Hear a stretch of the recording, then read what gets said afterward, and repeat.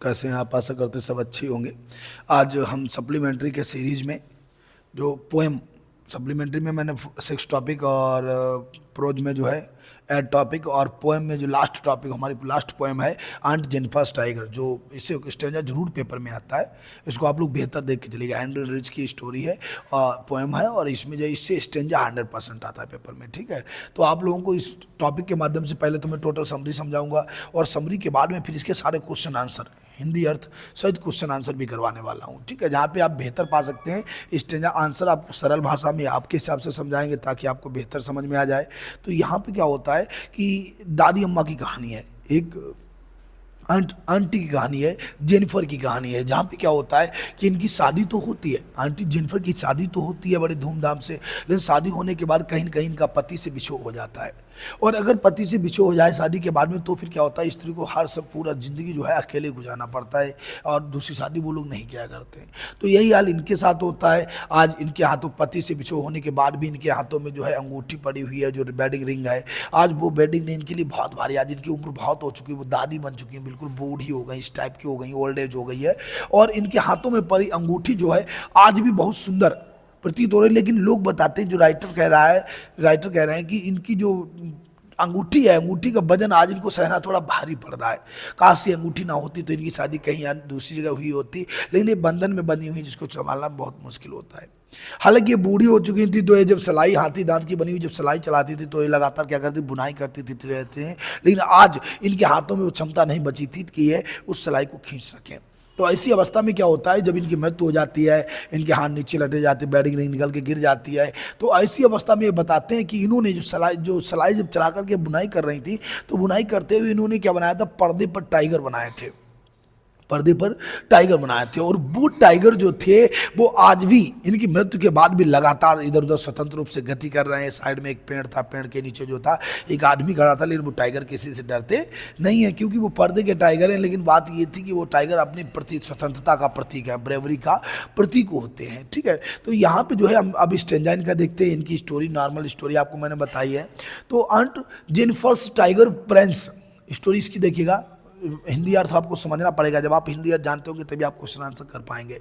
Aunt Jennifer's tiger Prince across a screen, अर्थात एक पर्दे पर, एक स्क्रीन पर आंट जेनिफर के टाइगर जो थे उछल कूद कर रहे थे।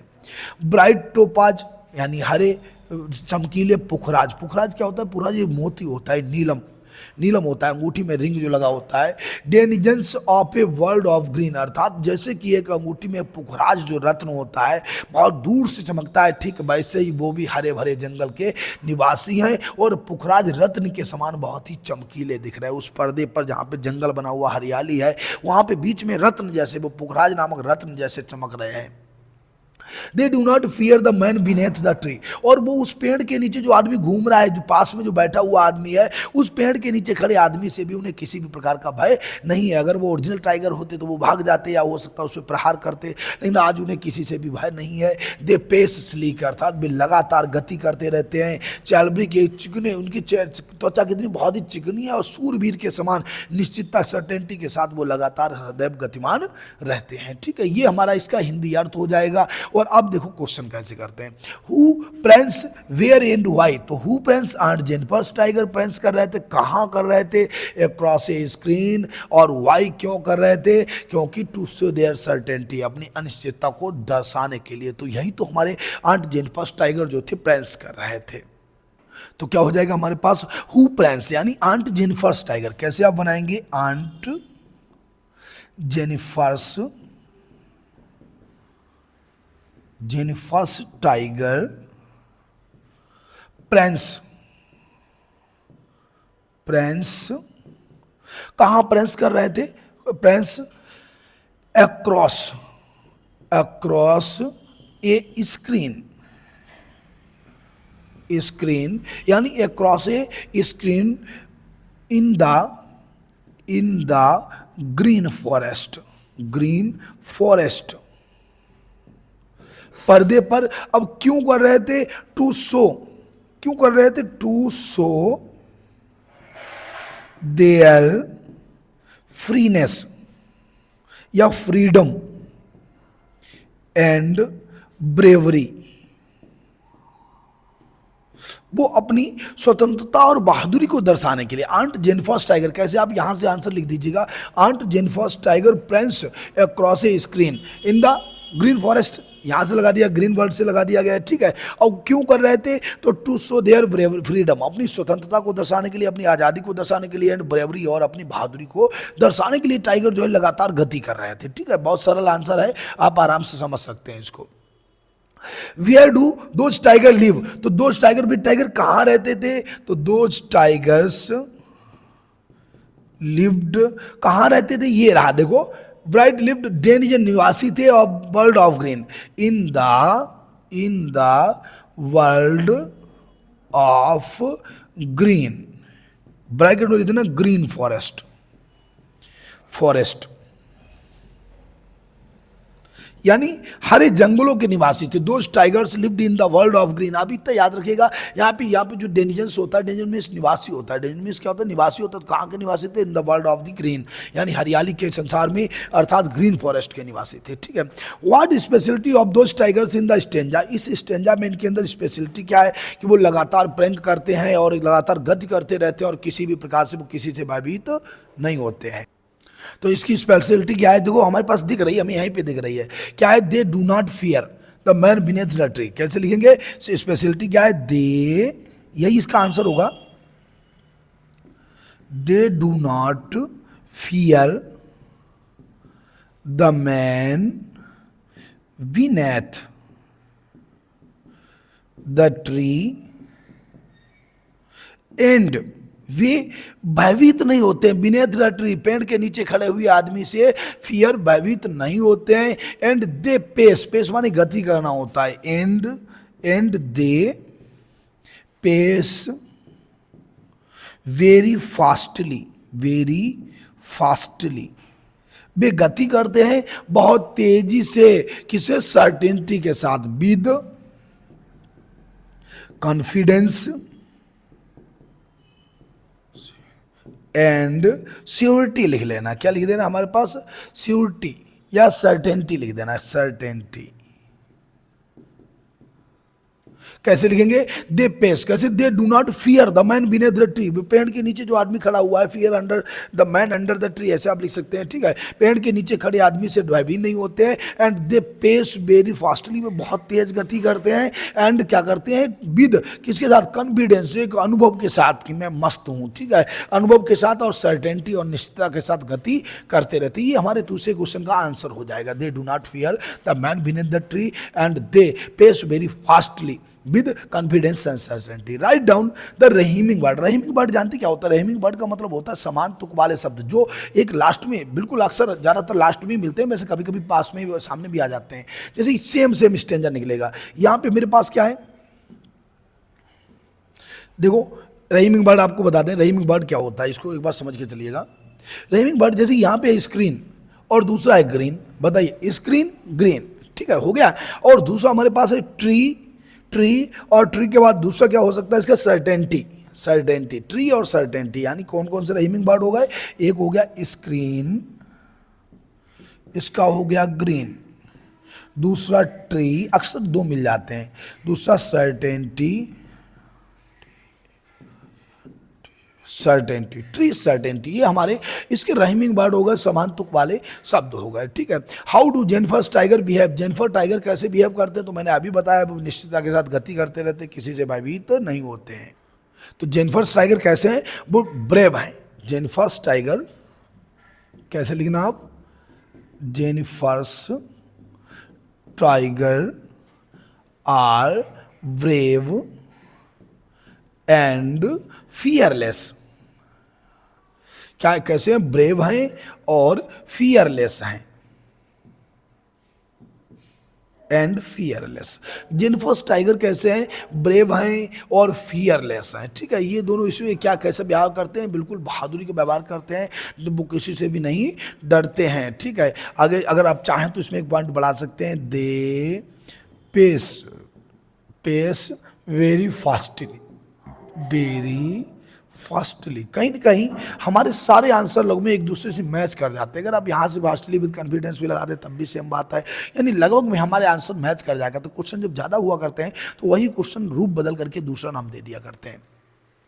How do the tiger pace, the tiger कैसे पेस करते हैं, तो कैसे अभी मैंने बताया हुआ, the tiger pace very fastly with, ये रहा इसका लाइन, ये रहा, ठीक है, with confidence and certainty, with confidence and certainty. Tiger कैसे पेश करते हैं, very fastly with confidence and certainty, ठीक है, बड़ी निश्चितता के साथ और सर्टेनिटी यानी निश्चितता और बिल्कुल कॉन्फिडेंस के साथ में जो है पेश करते हैं। यहाँ पे जनरल टाइगर ब्रेव हैं, फियरलेस हैं, दे पेश वेरी फास्टली, ठीक है। स्क्रीन ग्रीन हो गया, ट्री सर्टेनिटी, ये राइमिंग वर्ड इसका हो गया।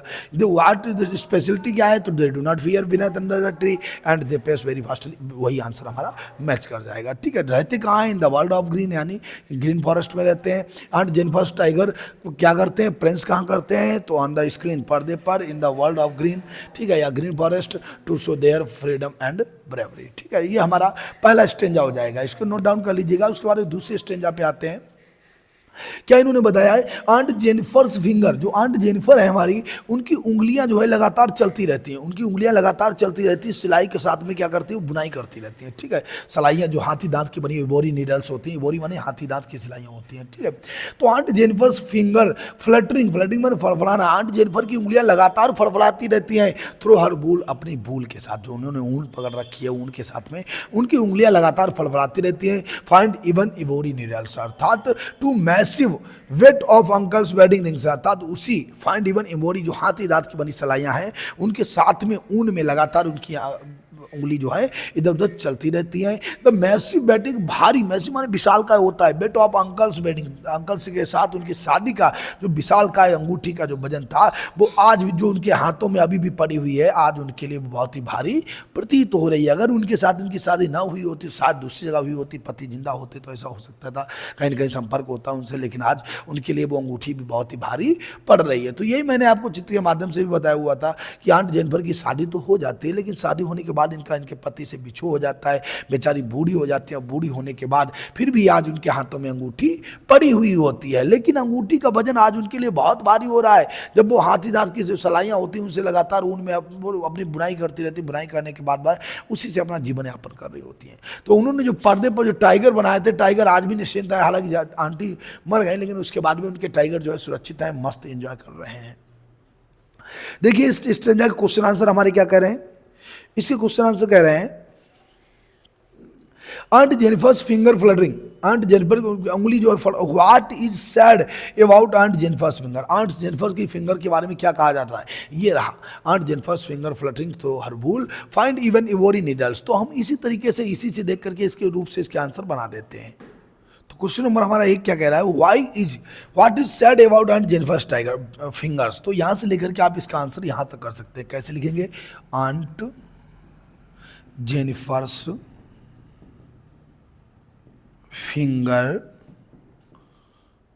फिंगर्स वर फ्लटरिंग, क्या कर रही थी, फ्लटरिंग, ये रहा, वर फ्लटरिंग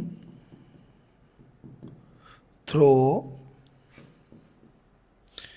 हर बूल, आंट जेनिफर्स फिंगर वर फ्लटरिंग थ्रो हर बूल, ठीक है। एंड बट, लेकिन but found even the ivory needles, found even the ivory needles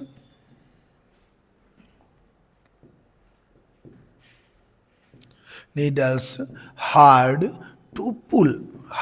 to पुल, लेकिन फिर भी कैसे आंट जेनिफर्स फिंगर फ्लटरिंग यानी फड़फड़ा रही थी थ्रू हर बूल, अपनी ऊन के माध्यम से उनकी ऊन में, but found even the ivory needles hard to pull, लेकिन फिर भी found even the ivory needles, अर्थात जो हाथी दांत की सलाइयां हैं उनको खींचना उनके लिए थोड़ा हार्ड पड़ रहा था, तो थोड़ा भारी पड़ रहा था। आज उनके हाथ कमजोर हो गए थे, वो सलाइयों को खींचने में सक्षम नहीं हो पा रही थी, ठीक है। दूसरा क्वेश्चन हमारे पास है, what do you understand by massive. Massive means क्या होता है, मैसिव मीन्स होता है मैसी मीन्स होता है हैवी या वेटी, बहुत ही वजनदार। मैसी मीन्स क्या होता है, वजनदार होता है, वजनदार होता है, भारी होता है, हैवी या वेटी, ठीक है, वेरी हैवी या वेटी लगा देना, ठीक है, वजनीला। Why did wedding bands is said so heavy, तो क्यों, क्योंकि वो उसका बर्डन नहीं उठा पा रही थी। मैसी बैंड जो थी वो बहुत ही भारी इसलिए कही गई क्योंकि वो उसका वजन नहीं उठा पा रही थी। तो क्यों मैसी बैंड्स जो है सो हैवी कही गई, तो देखिए जरा क्या लिखेंगे आप, wedding, wedding band is called या इज सैड सो हैवी, क्यों हैवी बोला गया, because it present shows, it shows वह दर्शाता है, या इट रिप्रेजेंट्स लगा देना, ठीक है, shows the responsibility,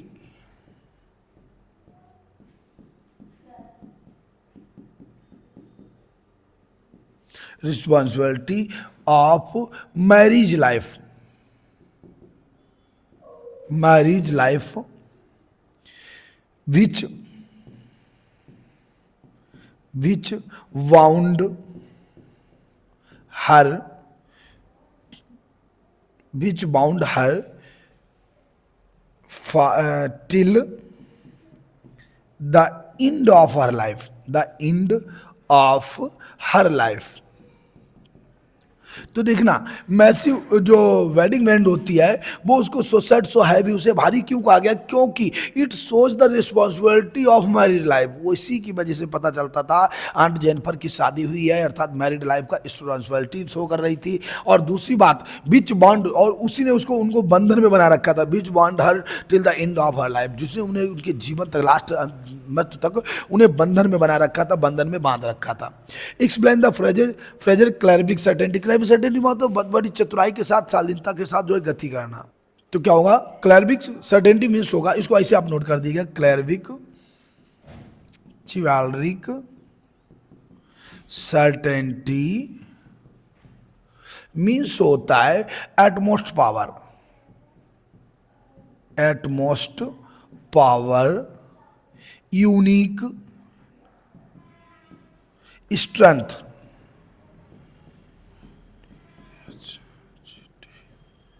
unique strength अर्थात विशाल शक्ति। सेल्विक सर्टेनिटी मानो होता है विशाल शक्ति, एटमोस्ट पावर, यूनिक स्ट्रेंथ, ये सभी को सेल्विक सर्टेनिटी कहते हैं, सेल्विक सर्टेनिटी बोला करते हैं, ठीक है। नेक्स्ट क्वेश्चन हमारा लास्ट स्टेंजा और इसका बचा हुआ है, देख लीजिएगा, ये भी मैंने क्वेश्चन कंप्लीट कर दिया और एक स्टेंजा और बचा हुआ है।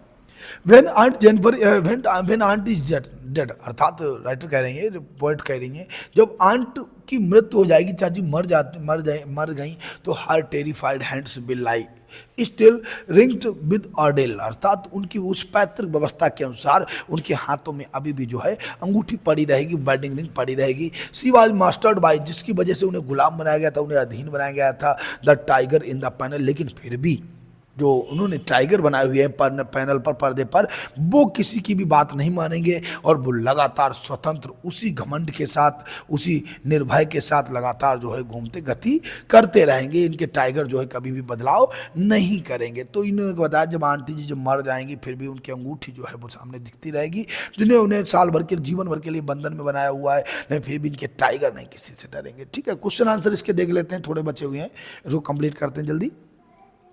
पहला क्वेश्चन है why aunt Jennifer's hand are said so terrifying. तो देखो क्यों ये टेरिफाई कहे गए, why aunt Jennifer's hand are said as terrified. Terrified क्यों बोला गया, क्योंकि उनके हाथों में मृत्यु के बाद भी जो है अंगूठी पाई गई थी। बिकॉज कैसे लिखेंगे, aunt Jennifer's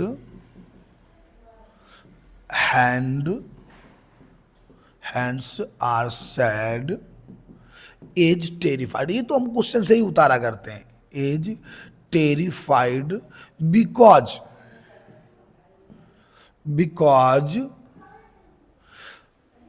the ring of marriage is found there, क्योंकि उनमें क्या था कि शादी की अंगूठी पाई गई थी, रिंग ऑफ द मैरिज जो पाई गई थी, तो इसीलिए उनको टेरिफाइंग हैंड कहा गया था, डरे हुए बंधन युक्त भयक्रांत जो है उन्हें क्या भयक्रांत हाथ कहा गया था। आज वो अंगूठी ना होती तो आज वो स्वतंत्र होती। Who was she mastered, how was she mastered, उन्हें बंधन में कैसे बनाया गया था, तो ये रहा with ordeal, she was mastered by a ring. ठीक है, कैसे लिखेंगे, सी वाज मास्टर्ड, कैसे लगाना है आपको इसको, सी वाज मास्टर्ड वाई, कैसे, वाई या विद लगा दो, ऑर्डिल्स विद वेडिंग रिंग, विद क्या हो जाएगा, with the ring of marriage, या मैरिज रिंग लगा दो, विद वेडिंग रिंग, अर्थात उस बैडिंग रिंग की वजह से उनको मास्टर्ड किया गया था, अधीन बनाया गया था। सी वाज मास्टर्ड बाई ऑर्डिल, अर्थात पैतृक व्यवस्था के आधार पर विद बैडिंग रिंग के द्वारा उन्हें जो है कैसा बनाया गया था, मास्टर्ड किया गया था, अधीन किया गया था। ठीक है, उनको कोई मालिक बनाया गया था। What will happen with the tiger made by aunt के द्वारा जो टाइगर बने हुए हैं उनके साथ क्या घटित होगा, तो वो बिल्कुल गो ऑन प्रेंसिंग प्राउड एंड अनफ्रेड, लगातार गति करते रहेंगे। यही हमारा इसका आंसर हो जाएगा, यही वाला पॉइंट लगा देना। ठीक है, कैसे, यहां से स्टार्ट कर दो, द टाइगर्स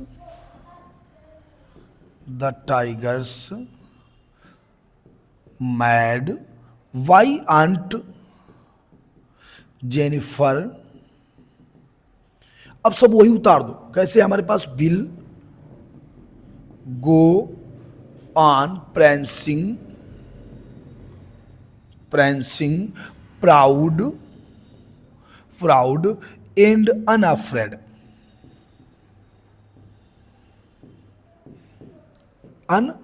अर्थात लगातार बिना भय हुए, बिना डरे हुए वो लगातार गति करते रहेंगे। तो ये हमारे टाइगर्स हो गए, पूरा हमारा एंट जेनिफर टाइगर का स्टेंजा कंप्लीट हो गया। ये हमारे पास 3 इसके मोस्ट इंपॉर्टेंट स्टेंजा है जो मैंने आपको पढ़ा दिए हैं। आप लोग चाहें तो इसको देखने के बाद अपने क्वेश्चन आंसर, जब भी नोट्स चाहे विद्यालय में नोट्स तैयार कर रहे हो तो वो भी हमारे यही आंसर कार्य करेंगे। सबसे बेस्ट आंसर सरल भाषा में, आपकी ड्यूटी लगातार इसको जो शेयर भी करते जाएंगे, जाके अन्य लोग भी इसका लाभ ले सकें। जरूर शेयर कर दिया करो, जब आप पढ़ते हैं, पढ़ने के बाद शेयर कर दिया करो। और आप लोग विद्यालय में यही नोट्स बना सकते हैं, इसके लिए आपको कोई ऑब्जेक्शन नहीं होगा, कोई विद्यालय नहीं करेगा, क्योंकि मैंने सरल भाषा में बनाए हुए हैं। सेंट्रल आइडिया इसका क्या है, the central theme of the aunt Jennifer tiger by एंड्रे रिच, किसके द्वारा लिखा गया था, एंड्रे रिच के द्वारा लिखा गया था। Central idea of the poem written by एंड्रे Rich is how the power of the patriarchy, जो मातृत्व, पैट्रियर्ची माने का होता है जो हमारा पैतृक होता है, controls women bodies but not their minds, how the power of the patriarchy controls the women's mind, women's body but not their own mind. क्या अर्थात एक पैट्रियर्ची जो पावर होती है वो एक स्त्री को किस प्रकार से बंधन में बना लेती है, अधीन कर लेती है बॉडी में, स्त्री के शरीर को, बट नॉट देयर माइंड, लेकिन उनके मस्तिष्क को बंधन में नहीं बना पाती है। The poem makes this point by presenting the wild exotic and powerful tigers embroidered by the aunt Jennifer. यह पोएम जो होती है टाइगर्स के बारे में भी बताती है, पॉइंट प्रेजेंटिंग करती है कि वो किस बात जंगली होते हुए कितने निश्चिंत होकर के पावरफुल टाइगर के बारे में, जो किसके द्वारा, आंट जेनिफर के द्वारा एम्बॉर्डर्ड किए गए थे, नक्काशीदार किए गए थे, contrasting them with the aunt Jennifer self, जिन्हें आंट जेनिफर ने स्वयं ही बनाया था। अर्थात इसमें आप क्या लिखोगे, सबसे पहले एक वुमेन के बारे में लिख देना, फिर लिख देना कि it shows the power of the tigers embroidered by the aunt Jennifer, which was, वो हमने अभी लिखा हुआ था, which pace certainty and with full of confidence, तक कॉन्फिडेंस के साथ सर्टेनिटी से गति कर रहे हैं। It was made himself by aunt Jennifer and herself by aunt Jennifer, जो कि स्वयं ही आंट जेनिफर के द्वारा बनाए गए थे। बस ये हम इसके पॉइंट नोट कर सकते हैं। ठीक है, हमारा कंप्लीट हो जाएगा। पोएम 5 है। अगर आप लोग हमारे साथ अगर जुड़े रहते हैं तो आप हमारे प्लेलिस्ट के माध्यम से चैप्टर 1 प्रोज से लेकर के सप्लीमेंट्री चैप्टर 6 तक और पोएम चैप्टर 5 तक आप कंप्लीट कर सकते हैं। और जो है लगातार क्लास भी किया करो, इसको शेयर कर दिया करो, और बाद बाकी आप लोग कमेंट जरूर किया करो। मैं आपके वीडियो कमेंट जरूर देखा करता हूँ, कमेंट किया करो, कुछ अपना इंप्रेशन दिया करो, लाइक जो भी हो आप एक इंप्रेशन जरूर दिया करो, लगातार जो शेयर करते जाया करो। ये आपकी जिम्मेदारी बनती है। हम अपनी ड्यूटी निभा रहे हैं, आप अपनी ड्यूटी निभाइए ताकि हम लोग बेस्ट नंबर भी ला सकें। और आज के लिए जो है जय हिंद।